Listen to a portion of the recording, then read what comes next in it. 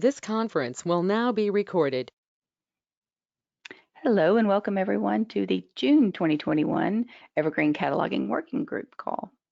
I am Jennifer Weston. I'm the facilitator of this group, and you will see the names of all the other fine folks that make up the organizing committee there on the top gray bar on the right. And so thanks to everybody from the organizing committee to keep us going throughout the year and to keep us moving forward and continue to have these conversations.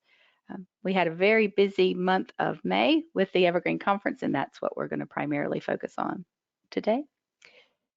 If anybody is new to this group, welcome. We're very glad to have you. The way the structure of our calls go is they are recording. The recording will be put on the Cataloging Working Group wiki. And the link to the wiki is here, also in the top gray box, but it's also found in several places throughout our agenda.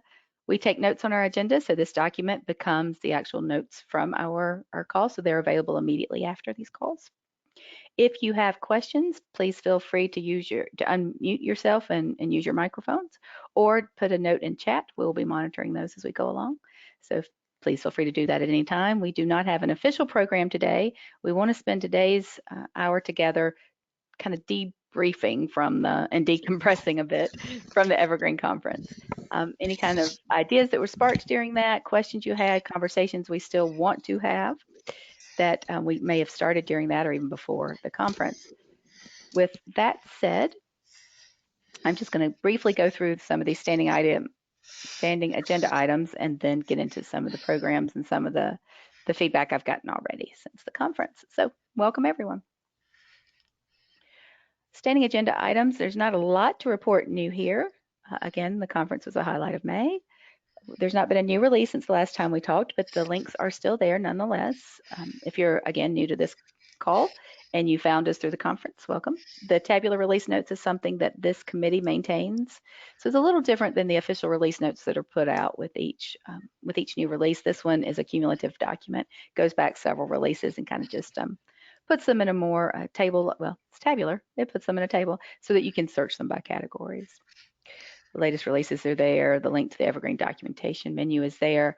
I would say if you missed the April call and haven't had an opportunity to watch it, we did talk about 3.7 and some of the new features that were in there. So if you want to go back to the April notes, I've put a link that are there. You can kind of see that discussion. And then not only does it talk about what's in 3.7, it talks about what's not in 3.7. And by that, we mean what did not quite make it through the quality control and didn't get signed off on to be included. And so hopefully will be in 3.7.1. I don't have a date on when 3.7.1 is coming out. I know that there are quite a few pull requests already, so if anybody here has an idea about that, please share. Otherwise, we'll just watch the general listserv there to see when 3.7.1 might come out. It should be, usually we don't go more than 2 or 3 months between point releases, especially after the first one. Okay, celebrations. The Outreach Committee has started doing a spotlight quarterly now, so we don't have anyone new to highlight and celebrate this month. We will look for that in June.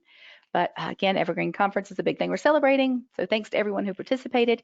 And I will say that we had excellent representation and participation by catalogers, and I'm not just saying it because it felt like that.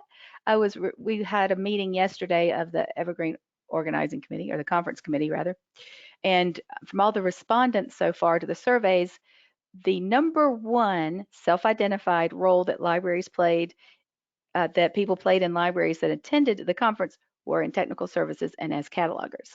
So we know empirically that there were more catalogers there, at least more catalogers there that chose to respond to the survey after. So go us. That's what I'm saying. Celebrating the cataloging community. We showed up in force. Again, usually as a standing item, we just want to say hello to all of the different interest groups and give the meeting schedule here. I do try my best to list when the next meetings are coming up, and I know just like ours got changed this month, sometimes those dates change. So I'll always leave that caveat there. Watch the general listserv or any of these specific listservs if you are on them to know exactly when the next dates are coming up. There is a link to the community calendar, and again, that's it has all of the recurring dates on there. If they change, again, whatever's on the listserv will be most current. But again, we keep the link there to the community calendar. The cataloging working group is on there. There's a link to all the group mailing list. if you do not yet subscribe to one but would like to. And I also put a link there. This is the only one that I called out specifically, but this was the Evergreen conference presentation that Rogan Hamby facilitated on Ask Not What Evergreen Can Do for You. And it was an introduction to quite a few of the different interest groups and working groups like ours. So if you haven't had a chance to look at that one and you're interested in the other interest groups, I would highly suggest that. And there's also a video. The slides kind of give just a, a brief, very, very brief overview of what each of the groups do, but how to get in contact with the group, most importantly. Are any of these groups represented today that wanted to highlight or promote something that you're doing? I always like to give you that opportunity.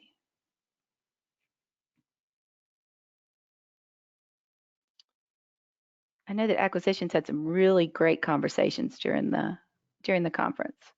I think they're going to have a lot of work coming out of that too. Okay, that's it. Well, the dates are there, so if you're interested in participating in those, please do so. I'm going to just kind of skim over Launchpad Bugs because I've left place further down, as you've probably seen on the agenda, to start capturing new Launchpad Bugs we might want to talk about.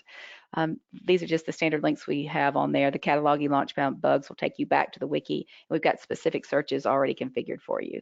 And then new Launchpad Bugs does not mean specifically cataloging. It just means anything that's tagged in Launchpad with as a new bug. And they're usually, well, I don't want to commit to the number, but there are hundreds there. That just means they haven't been confirmed officially in Launchpad, but still that's kind of, if you're just looking to see what's new in Launchpad, you can click on that and then sort by date or number. And I try to do that once a week or so to see what's new there, but I have to confess I haven't done that in the last couple of weeks. So I look forward to getting back to a regular schedule next week. I did want to include these three only because we talked about them the last time we were together, and that would have been in April. This first of the three of them has not yet had any movement forward. So if you want to look at that one, and I didn't put a description on there, I'm so sorry. Those other two have either been fixed already or there's been a pull request. Oh yes, that first one that I'm now showing you is the item bucket show status doesn't show all changes, including the missing status there. This was first recognized, thank you, Janet, in 3.5, but it was confirmed in 3.6. Thank you, Elaine.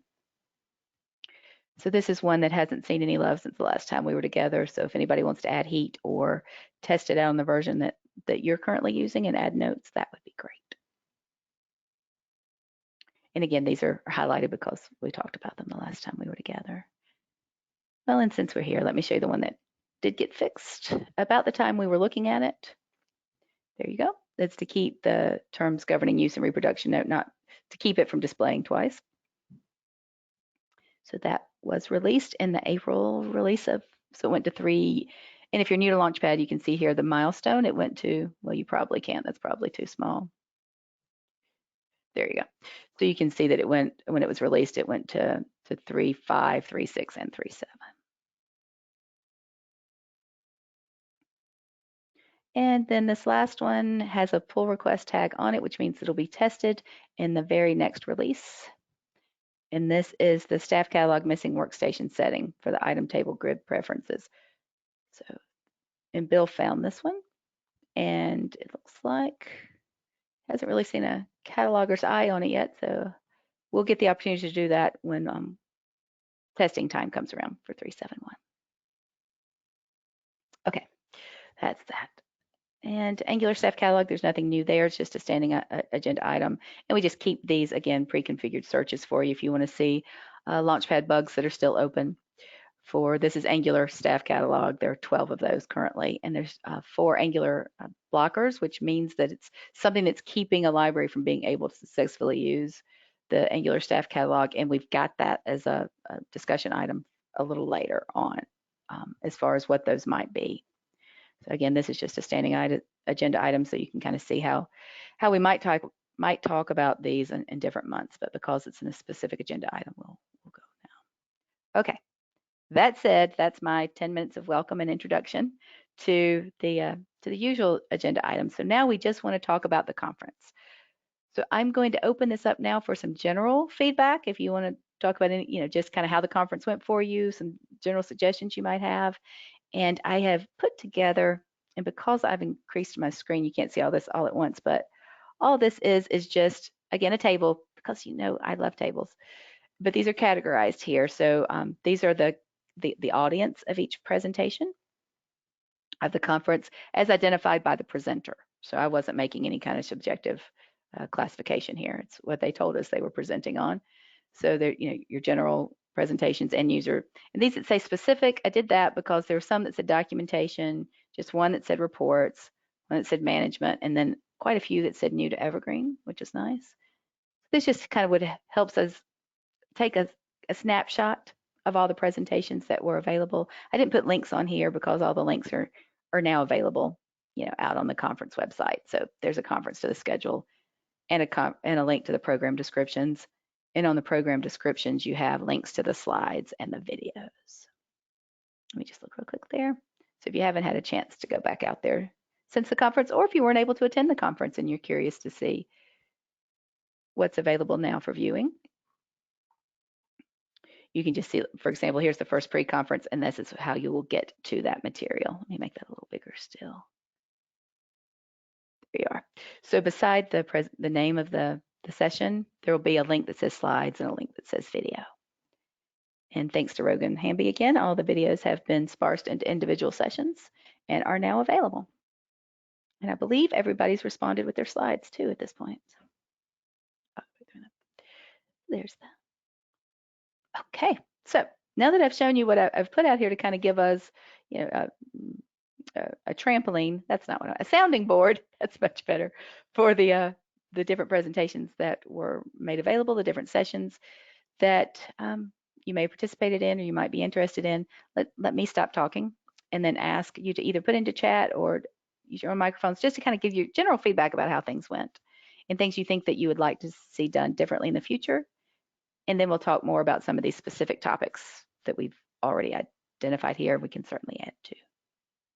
Let me stop scrolling also so I can take notes.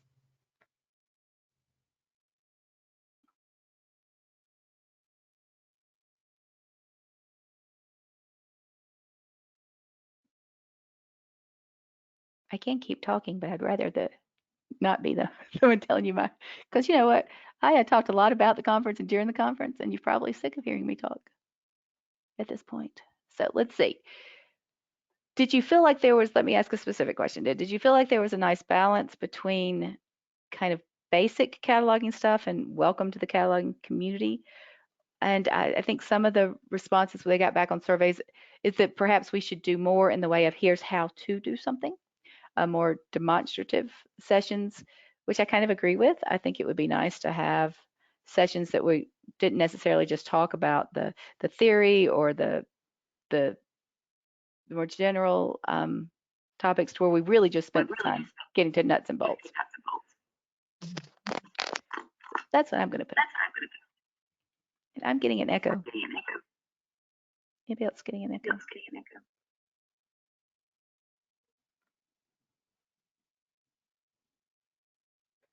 Okay.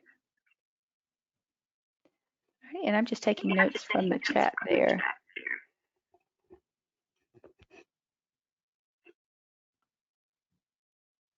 Janet, I see your microphone's on. Oh, sorry. No, that's fine. I was afraid I was going to talk over you. I was going to see if you wanted to add. I have a specific question for you, but I'm going to save that for later about how your alternative thesaurus is going for but that's later. Okay, let's see. Documentation content was useful. I'd like to see more demos. Demos about cataloging stuff. So let's see. Documentation was useful. Would it still be useful to have a dig for cataloger session? We did that 2 years ago. And was that something we would still be interested in doing? I'll answer yes to that. Okay.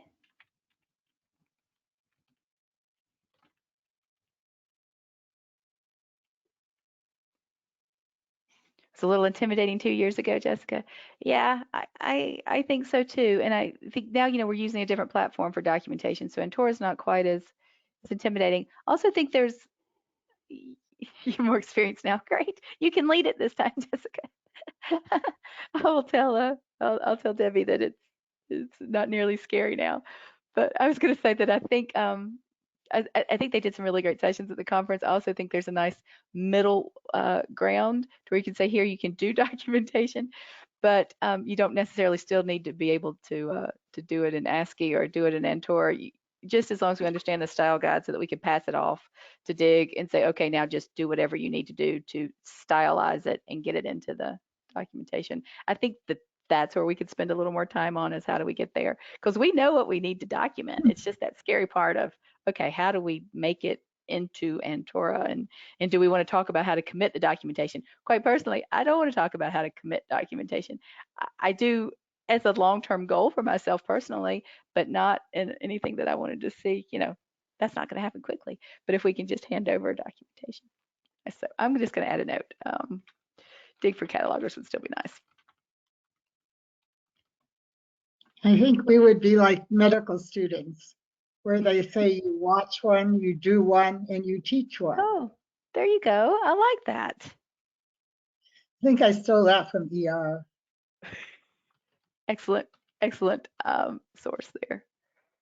It's not touch one, it's teach one. Oh, see, I'm tired. Can you tell me that? Thank you. Mm-hmm. Okay. I don't know where this. All right, let's see what else I missed here. I'm not going to put Jessica's going to do the training, even though I might still tell Debbie. Haha. Demos on batch procedures and the scarier things. All right, demos on batch procedures.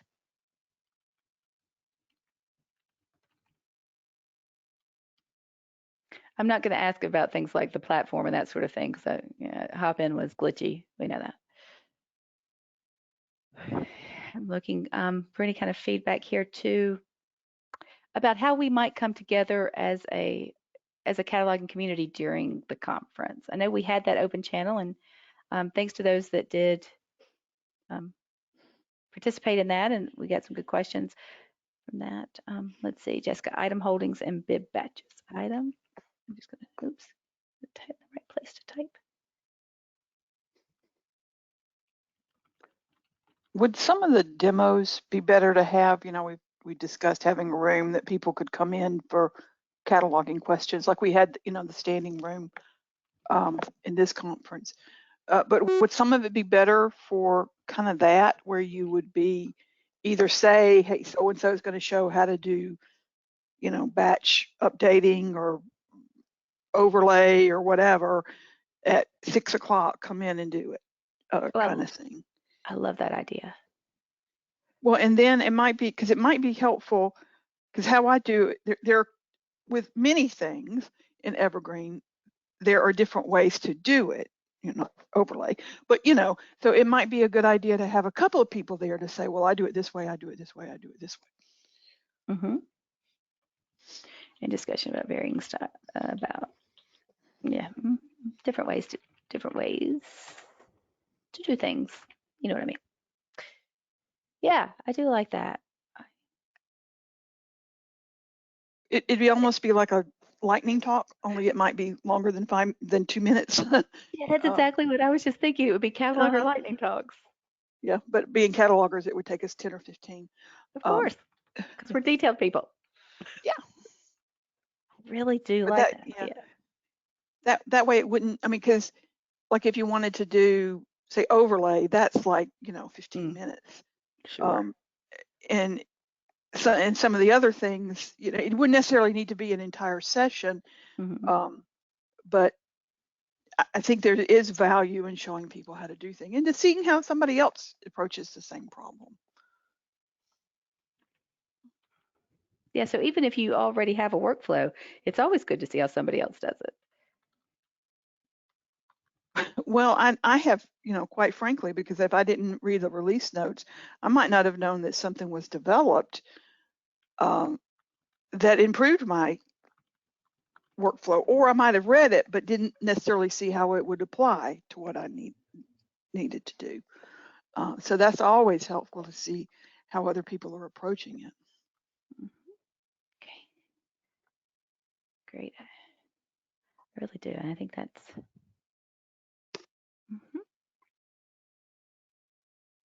Also anxious to see if they do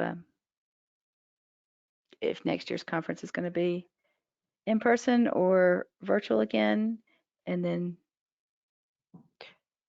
we can talk about this as an organizing committee too, the cataloging working group, if we would want to do this kind of just lightning talk sort of thing, kind of off of our regular schedule. We've talked about it doing the Ask a Cataloger, but this might even lend itself to be more useful actually. It takes Ask a Cataloger, but it makes it a very specific topic, which is kind of what we were going with for that. We get back to it. Yep, I like that. So Jessica, very true. Could be a so you want to do something and a couple presenters give their methods. Yeah. So so in that case, let's put out a call for suggestions for that kind of call for suggestions.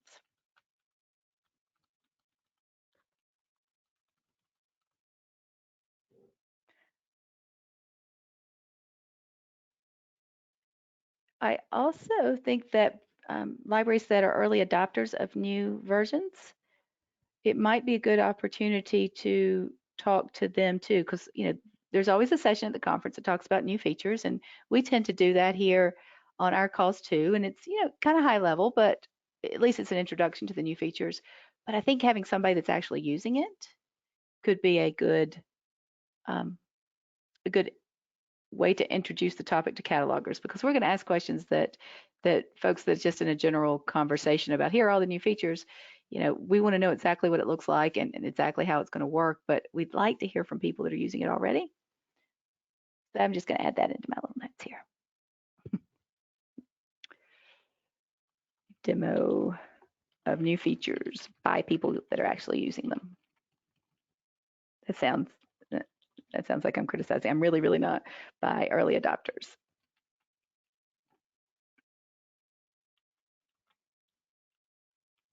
The most recent releases.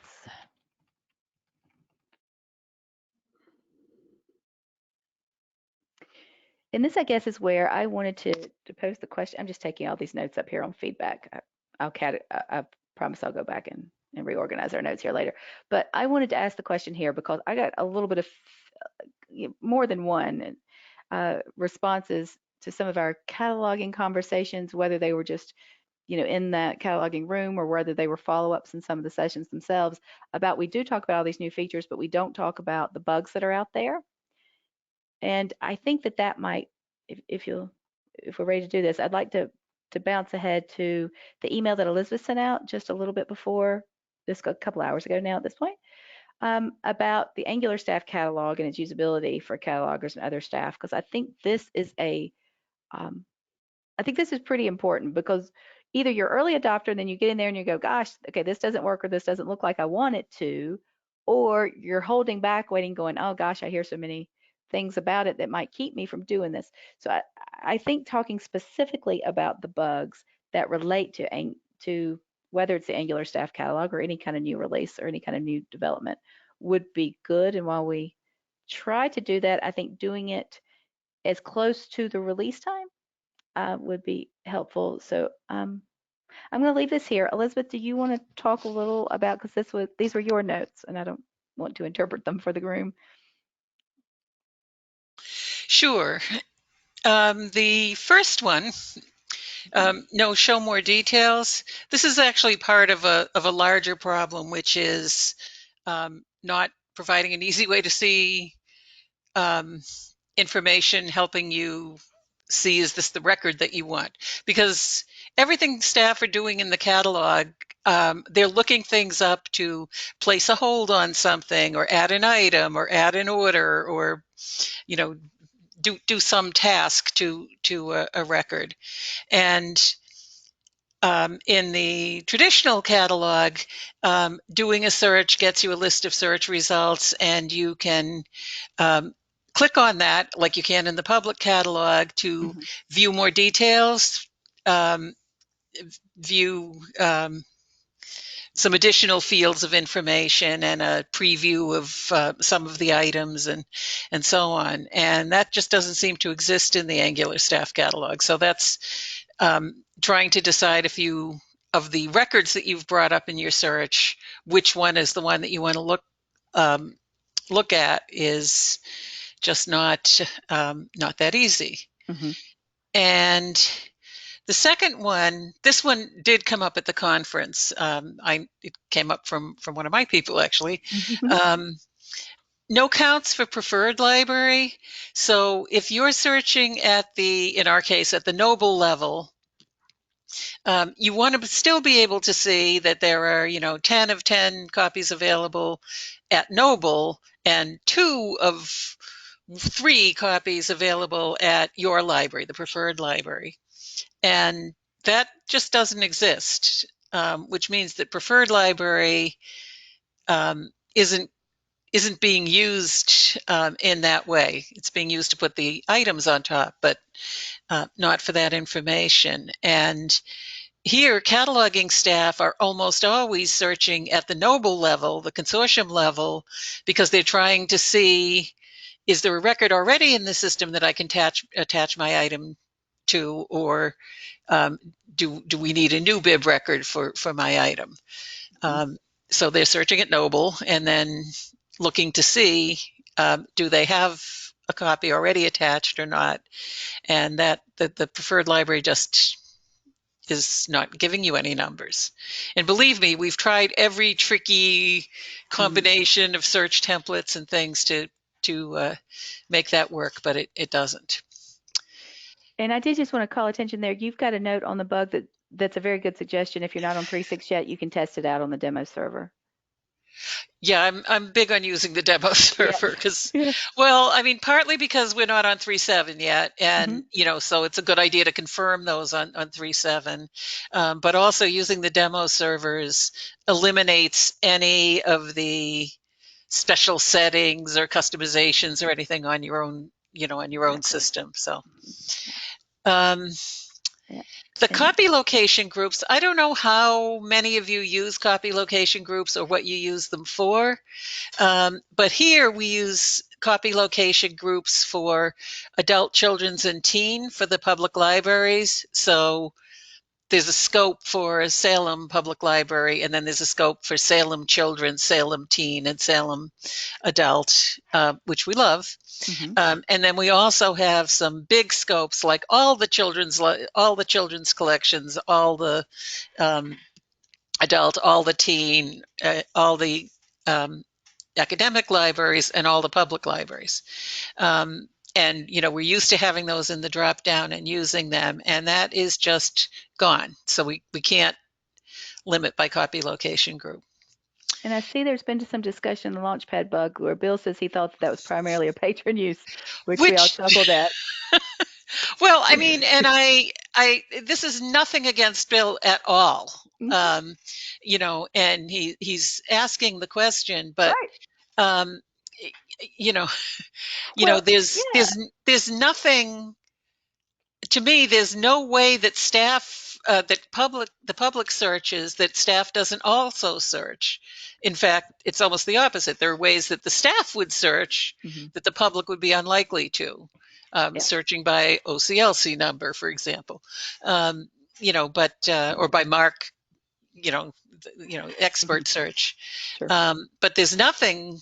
Staff are acting as surrogates in a sense for patrons all the time, plus searching for things for their own reasons, having to do with cataloging or placing holds or other things. So yeah, I think there's a misunderstanding of how much all staff need information about a particular record before they can go perform an action on that record, just to identify this is the right record that I have.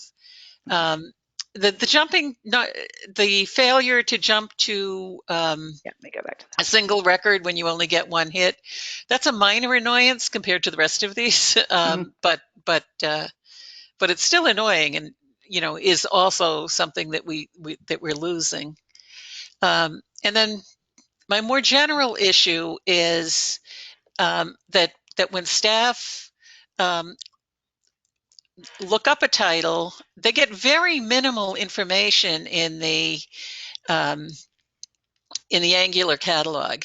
They get the title and author, both of which are not links. Edition, pub date, those are okay. They get the bib level call number, which for us is not something we ever use. It's not anyone's call number. They get the record owner, which we rarely care. They get the TCN and database ID. I'll give you those as useful. The create date, the who it was created by, the last edited by, the and the last edited date. Those are metadata that you sometimes, I mean, they should be there somewhere to find, but there's nothing on that display that gives you the subject headings or the notes or the summary note or the series or any of the added authors. None of that appears there. So it's like you're just expected to, with that very minimal information, then go say, I'll place a hold on this, or I'll, do whatever it is that I'm doing on this. And that just does not seem to me to be adequate information to act on. And in Noble, what we've done is we've added a button where you see place holds and add holdings and all of that. We've added a button for the OPAC view, which goes to the old OPAC view of our catalog. But that's like a whole other, that's not the solution. That's a desperation attempt to do something. And it seems like all we need is instead of, or in addition to having Mark Edit and Mark View, to have a view of the full record, whether that's something that expands down from the what we have at the top of the view now, or whether it's another tab, that is just a tag display that's like author, all the fields we display in the OPAC can be more compact than that. But the author and the title and all of the added authors and titles and series and subject headings and summary notes and stuff need to be there. And all of the ones that are links need to be a link. So that when you see the author's name, you can click on that because it's like, I thought he wrote a different, or you can just kind of negotiate around as you do in the public version of the catalog to see that you have the right record. And that is my speech for the day. You're getting a lot of comments here too, that people that are starting to use it are experiencing the same frustrations. Well, you may recall that when Bill was showing us Angular before 3.6 came out, I kind of got onto him about not having that view. And his solution was that static view, which has no links. You can't add anything to it. And that's not a solution at all. It was a good attempt, just like what we've done in Noble is a good attempt. But it's almost more frustrating. I actually forgot about that because we changed. It's almost more frustrating because it's taunting you. It's like, yeah, these why can't I? These are links for the public, but they're no links for you. Right. Yeah, and our workaround is that Taryn added an open and OPAC up in the record summary. And that's exactly what we have. But that's not. That's not it. No, it's better than the static view, but people don't just like scan an ISBN and then act on that record. They often need to kind of move around between that record and a couple of other records before they choose a record or decide there's a duplicate record situation or or whatever. And this just you need to be able to move around. Well, that's when we were developing Evergreen, one of the key things that catalogers wanted was the ability to see the record the way the patron saw it without having to get out of the get out of the staff client and go over into the OPAC. We could just click on a tab and there it was, because we couldn't do that in our previous one. And so this is an extreme regression as far as I'm concerned. Well, me too. And again, I understand. I generally like the Angular displays. I don't hate this display. I just want it to have more. You want it to be a real display. Yeah, and I understand that the idea was to give a more concise view of the record, a more staff-oriented view of the record, but you can't take away all those things that are, are significant information this is like way too concise. Well, And the point of that display was so we could see what the patrons saw and search the way everything, and we should be able to search the way the patrons search. I totally agree. I'm just trying to. You're trying to be nice. Me, on the other hand. Well, I mean, it's again, I don't want to be critical of Bill in any way, and he is honest enough in those notes to explain his thinking there, that's a patron thing and asking the question. But we sort of had a little discussion, and then it never went anywhere from there. Yet. I don't suppose there's anybody on our call today that sits in on dev meetings. Is there? I'm trying to look to see. I don't think so. If not, I will be glad to take notes send them to the dev. They just had their meeting for this month, but I will be more than happy to send these over, consolidate our notes. Yeah, Christine, I think bugs that affect the catalog should be tested by catalogers too. Well, I also Christine, I just have to jump in and say one thing here, which is they should be tested by everybody who uses the staff catalog, and it's not just the catalogers. And in the way the staff client works now, if you click on a title in a holds report or other reports and stuff, you're plunged into the Angular version of the catalog as well. So, our people are mostly using the TPAC version and avoiding the Angular version, but then they still are plunged. All staff, depending on what they're doing, catalogers or not, are plunged into the inadequate Angular view of a record. That's just part of my speech. I forgot. You're right on. Okay, I am just trying to go back through chat and capture these notes from there. I think we do agree. I'm capturing Ava's note here about we don't disagree that OPAC is a good thing, but it's not sufficient. Right. Yep.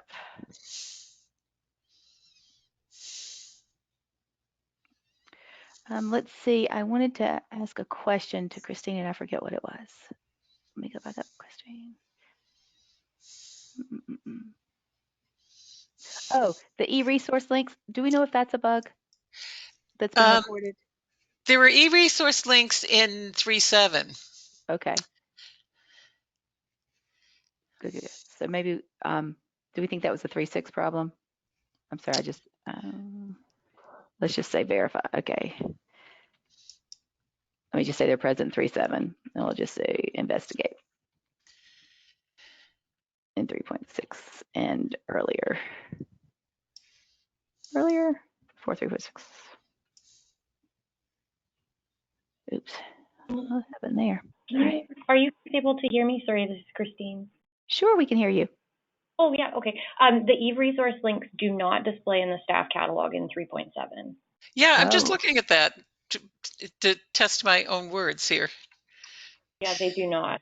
Do they appear in the OPAC in 3.7? They do appear in the OPAC, yes, but it's again staff wanting to have a clickable link, and they have no way to access the resource from the staff catalog. And is there a bug for that yet?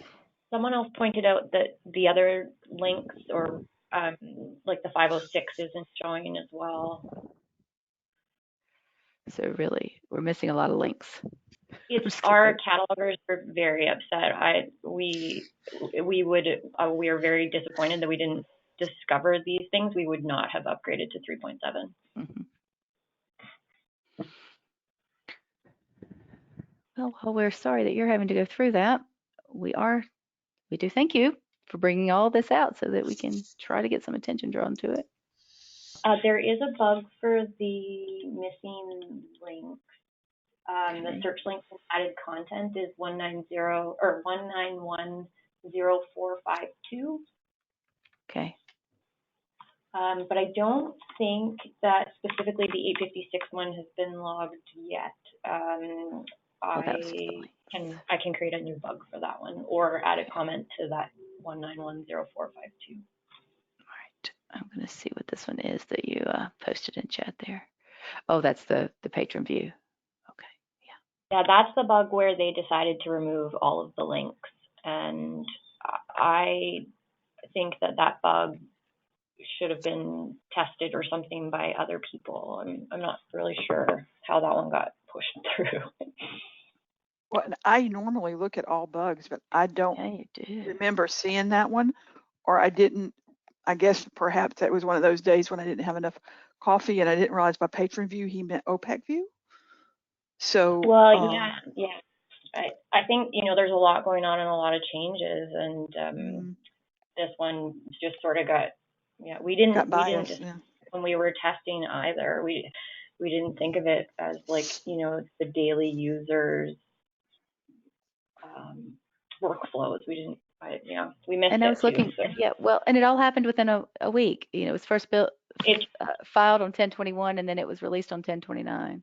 It just like blows my mind that bug just like went through and they just removed all of the links. Yeah.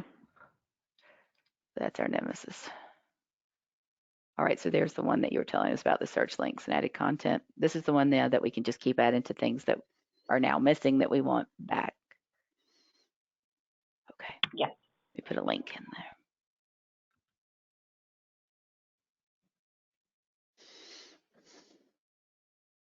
And link. Okay. Where does the bug for where the indicators control whether or not the 856 link shows up? Because there was a lot of resistance from people that's to in not have the public catalog, not in the staff catalog. Right, which it still needs to show up in that, because the indicators are display constants. They're not telling you whether or not it should display in the record. It's to tell you what what verbiage should be with that display, and to not have all of them show can be an issue. I'll put a placeholder. I do think that in 3.7, the 856s with 4 and 2, the related resources, I believe they are displaying in the public catalog in 3.7. So that issue is fixed, but now the 856 doesn't show anywhere in the staff catalog. Right. Well, but there are more indicators than 4 and 2. I think all the other ones already displayed, like 4 and 1 already displayed, but 4 and 2 didn't display. And now it displays and it says something like other information or related resource. Yeah, there's also a 0 that, well, I think that's the display, whatever the display constant is for those should. But at any rate, no, it doesn't display in the staff catalog. They only display in the OPAC. And that needs to, it's all part and parcel of this whole, when they replace that with that static page. Right. I also don't want to miss, Lindsay's put a bug here. Let me check on this one. This is related to the counts for the preference, library preference. Yep, I think this is it. I just wanted to capture that. This is related to the 1911065. Did we have that in Elizabeth's notes up there? There are also a lot of problems with the item table. If I've got the right word for what it is. It's been a while since I looked at it. Where it just moved just the call numbers and items to that one table to look at. Oh, yes. There's some issues with how that displays and what displays and doesn't display. Okay, I'm capturing this one. Thank you, Lindsay, for that one. All right. I'm having trouble keeping up with you. You're all so full of information. Okay, let's do this. I'm just gonna start at the bottom. Elizabeth. Yeah, that was one of mine, Elizabeth. Not that I would remember that I've done it, Is everybody busy putting heat on these while we're putting them in the notes, please? I love heating things up. Yes, heat them up. Well, and while we're complaining about things, that at least in 3.6, the the call number browse is like totally broken. Totally broken. I need to I did invite Bill to July. I think Yeah. that's what we need to do. I did do a bug on that one too. I believe I did, unless I thought it in my head. I didn't get it done. Okay, let me close out some of these books that I have open. All right. And now EResource links. Okay, Janet says EResource links are in 3.5 in public and staff catalog. Not having them is one of the reasons we didn't upgrade to 3.6. That sounds like a perfectly reasonable decision to make there. So EResource links. I'm just going to add that note here so it's in our notes. I've got the one related to counts for preference library. Kellogg. Okay, I think if I've missed it, please put it back in the chat if I've missed anything, any of yours there. I wanted to make sure before we go too far away, because Kate could not be here. Kate, right, yeah, Kate for this call. She sent us another couple of bugs to go with Elizabeth, so I want to make sure that we don't lose those. This is the same. This is not the same one. Is it? 1908722. 190. Yeah, it's the same one up there. Okay. And 0808. No, that's a new one. Here's your call number. That's what we were just talking about. No longer includes call number. So let's capture that one with a description.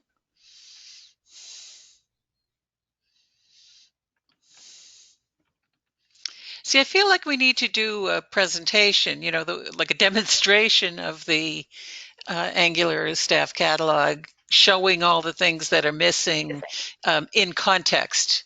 Because, you can read all the Launchpad bugs, but without kind of seeing it and seeing where you are and going like, oh, yeah, how would I know what that is? Or Well, I think that would be very helpful for, even for the developers, Bill and others, so that it's not just, because they're going through Launchpad like we do. I mean, you just read through it and you're trying to remember, well, what, how do they connect together? yeah. There's a lot of work to be done there, but if they could tag, because it's still just, and I mean that in the most ironic of senses, that it's just the Angular staff catalog. It's all together.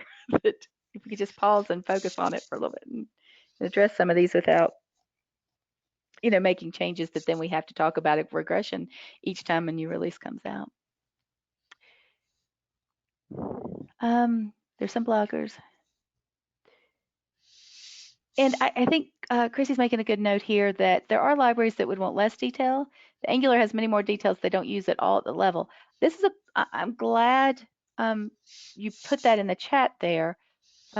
Yes, the call number is missing is a huge thing. I'm sorry, I'm reading the whole thing and talking at the same time. But going back, I think almost everything where we ask for more, it would be nice, and I know this is me being pie in the sky, but it would be nice to be able to choose what we want to display and what we don't.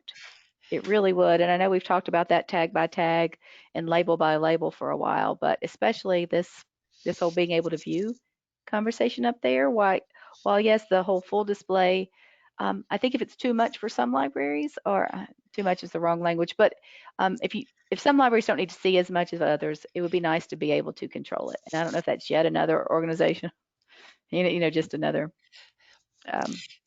Well, but we have a system of being able to hide item attributes. Right. So if your library doesn't use this item attribute, you can just get it off the screen.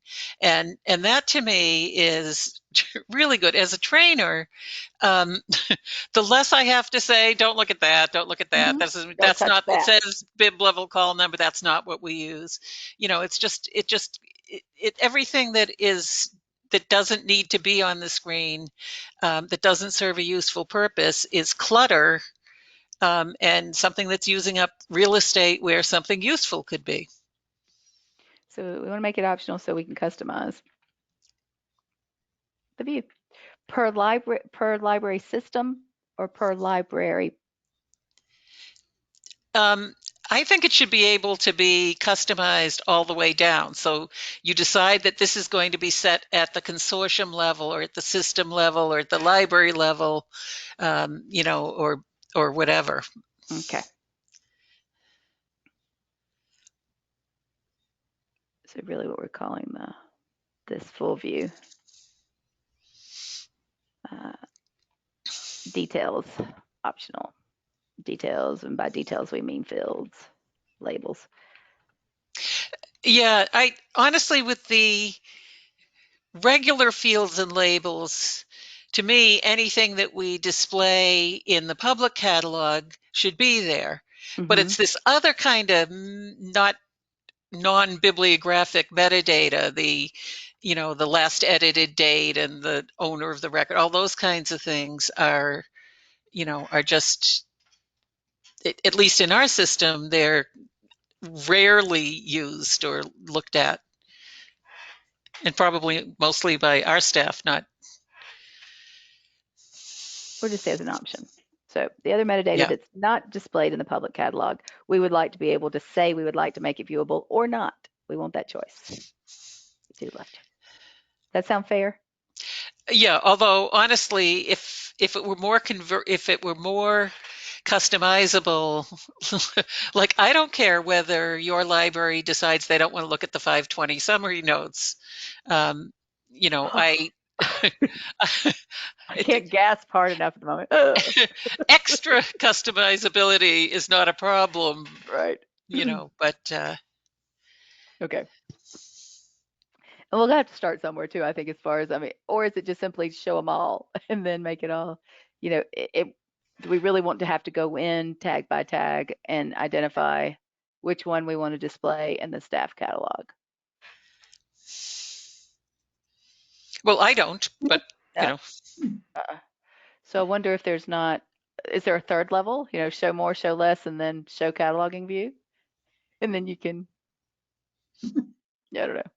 We'll let them figure that out. That's what they know. Well, I think further discussion and looking at mock-ups and thinking this through would, this is the essence here. Yeah. I'm watching the time here. Okay. Further discussion. I have a comment to make on this display, what displays. Sure. Right now, and we're on 3.5, the statement of responsibility in our system does not display following the book title. Oh. And if we have more than one contents note field, which we have for, say, there's a collection of music CDs, and so there's the contents listing the songs of each CD, but they're in separate 505 fields. Or if we have a set that's a video, a DVD, and a CD, they may have a separate contents note for each of those formats. Only one of the contents note displays. So we do have items that have extensive contents notes that have been broken into separate fields, and we're not displaying all of them. On the other hand, the language note, the 546 field, that shows up twice. It shows up both as a general note and as a language note.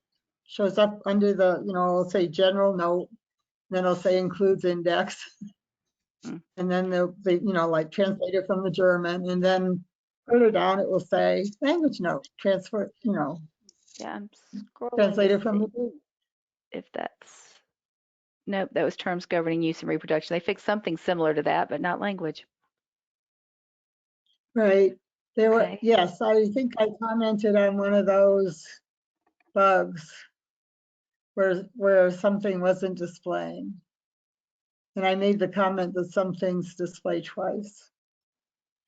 But it's really, not having the statement of responsibility, and I was told by a developer, not a Equinox developer, just somebody else, that it's not necessary for the statement of responsibility to display because the author as the clickable link shows underneath it.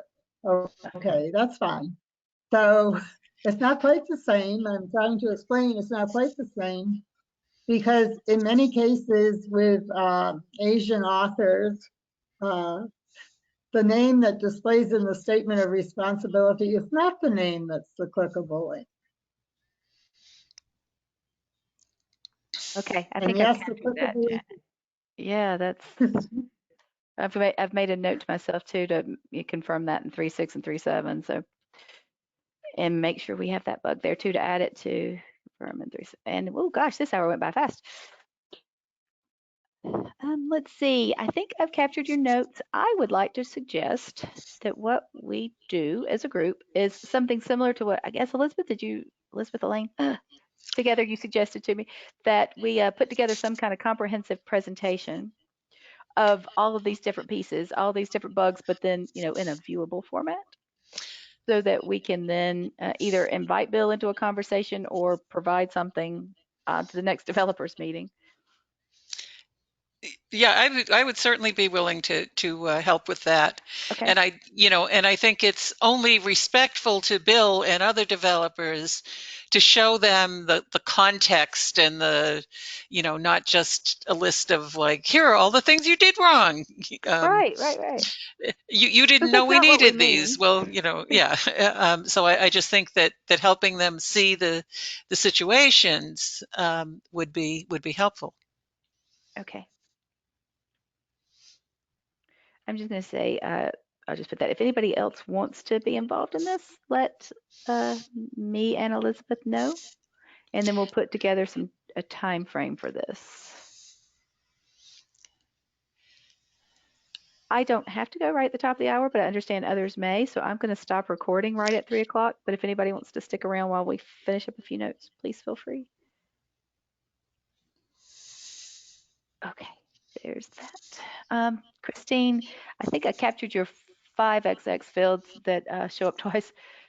Here's the bug for the missing EResource display in Angular and the indicators. Fix committed in 3.6.4 and 3.6.7. Well, there you go. The indicators, she found that one. Fantastic. Let me put that bug over here. Indicators bug was back up somewhere. Indicators. See how much we've talked about, I'll lose track of them.